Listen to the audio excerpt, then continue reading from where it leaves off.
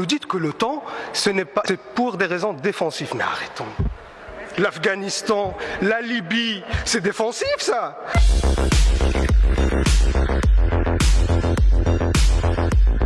Madame la ministre, je suis inquiet. Je suis vraiment inquiet par rapport aux tensions et le risque de guerre qui existe aujourd'hui en Europe orientale et les affrontements entre la Russie et l'OTAN.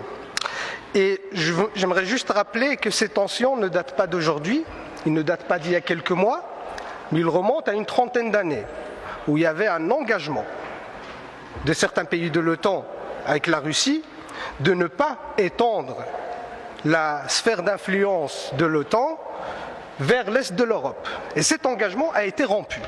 Et d'ailleurs, je rappelle qu'en 1990, le secrétaire d'État américain James Baker affirmait, et là je cite, « La juridiction militaire actuelle de l'OTAN ne s'étendra pas d'un pouce vers l'Est ». Alors, non seulement l'OTAN s'est étendue sur la plupart des pays de l'Europe orientale, les pays du pacte de Varsovie, mais également les pays baltes qui sont aux portes de la Russie. Ces nouveaux territoires de l'Alliance sont aussi des bastions de l'OTAN. Et je rappelle d'ailleurs la Pologne et la Roumanie.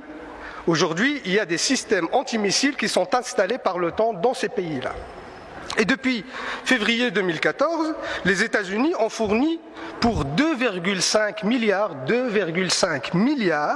de dollars d'armes à l'Ukraine.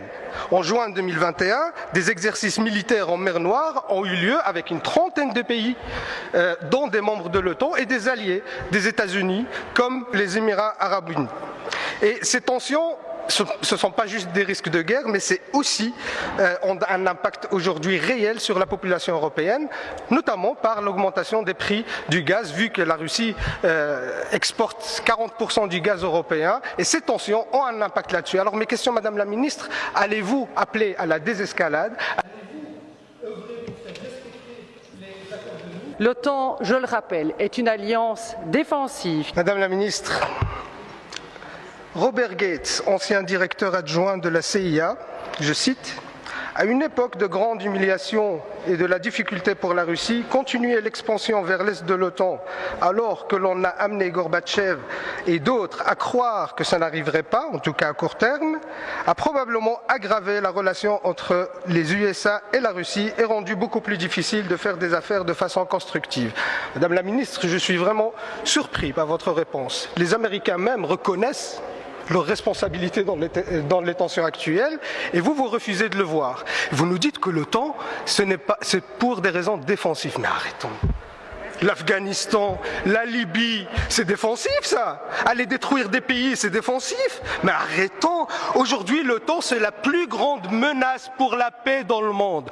Il faut l'entendre. C'est la plus grande menace pour la paix dans le monde. Les Américains, avec leur politique impérialiste, représentent la plus grande menace. Et nous, on doit se dissocier de cette